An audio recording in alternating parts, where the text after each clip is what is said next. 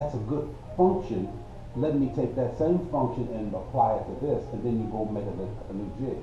Yeah, So these things go around. They've probably been around for as long as your house. yeah. Speaking of historic jigs, I'd seen this thing on the construction of the early pyramids, and it was an architect who was talking about them, and he said, "You want to know how they came up with figuring out the first basic shape?" He took a Morton salt thing, poured a bunch of salt in his hands, and he just let it fall onto the table. And of course, it forms a cone, and he says, this is the basis of what the pyramids are. Yeah. And then he went on to talk about a bob, and he hovered the bob over the salt pile there, and he just kept on expanding on it. It's like, oh, that makes Is that something I can watch or something you can? I found it on recall? YouTube. That's interesting. I like stuff like that. Yeah. Just on the side note to that, there was something I called a friend of mine about and told him to watch it because he's into numbers and stuff like that. But they were talking about the numbers and how the nautilus, the little sea creature, Yeah. has got so many spirals in its shell. And then they talked about sunflowers. How sunflower seeds the golden grow. ratio thing. Yeah. And there were this formula shows up all over the place. Everywhere. It shows up everywhere. Music, nature, things in terms of weather, all kinds. It shows up in so many different places.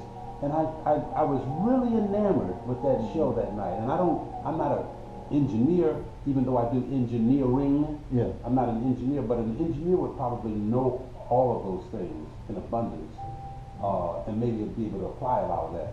I have to go figure that stuff out with rope and twine and folding paper and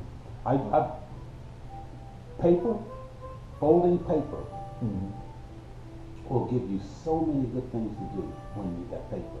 I have literally found the centers of stuff with newspaper. They can just strip a newspaper and go here and here, fold it in, and then fold it in half, boom, without a tape. Yeah. You follow me? And there's so many things that you can do without a tape. Like I try to tell people, I say, you don't have to measure it. Well, how wide should I cut it? Take that to the saw, set your fence, and bump your fence in so that you can hear that or feel that rub the saw. That is exactly how wide you need to cut that. You know, one of the things that there were times when I had to crawl under the house to repair stuff. Yeah. One of the things I did, because there's no light down there, and I either didn't want to have a flashlight in my mouth or didn't have a flashlight to stick in my mouth or on my cap or whatever, I would measure out with the tape the length that I needed and take a string and tie a knot at the end of it where it was supposed to be. Yeah. And then I could take that and just put a loop after that someplace.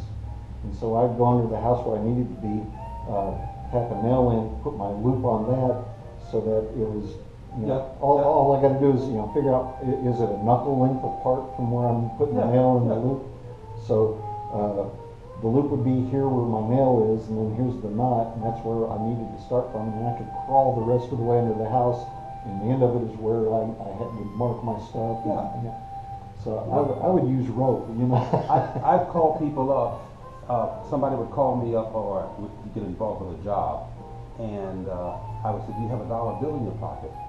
And they said, yeah. I said, well, take a dollar bill out and lay it down there and mark it and see how many dollar bills you get to go to the other side.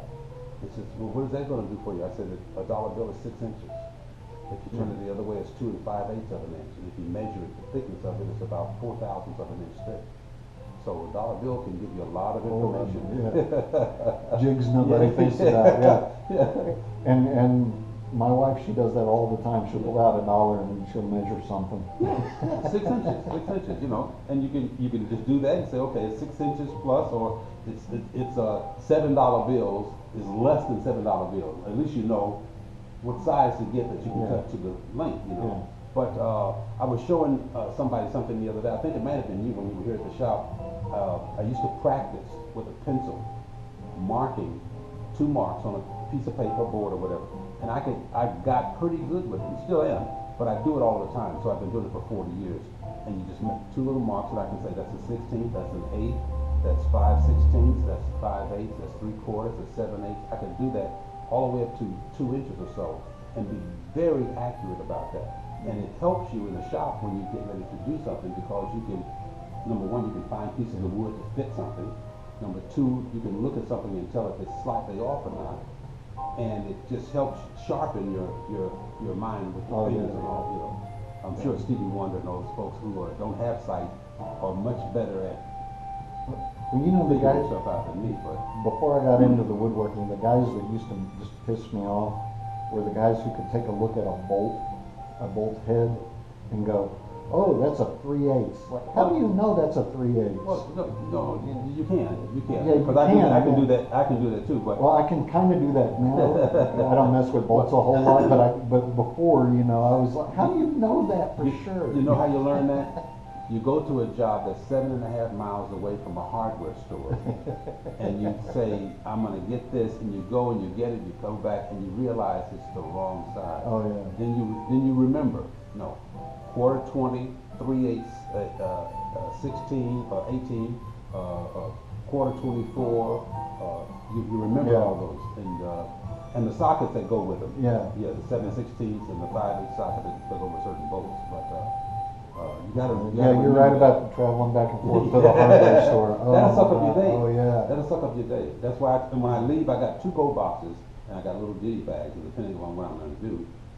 If it's a big job, I'll take my big box, and if it's not, I got a smaller box or a go bag. And you take everything you think you might need, because once you're there, your day goes so much smoother if you don't have to leave. Yeah. And list. I'll sit there and if I can put it together in my mind, I write down what I need and how much of it and everything. Yeah, So yeah. I do the functions. I say, Yeah, what do I gotta do?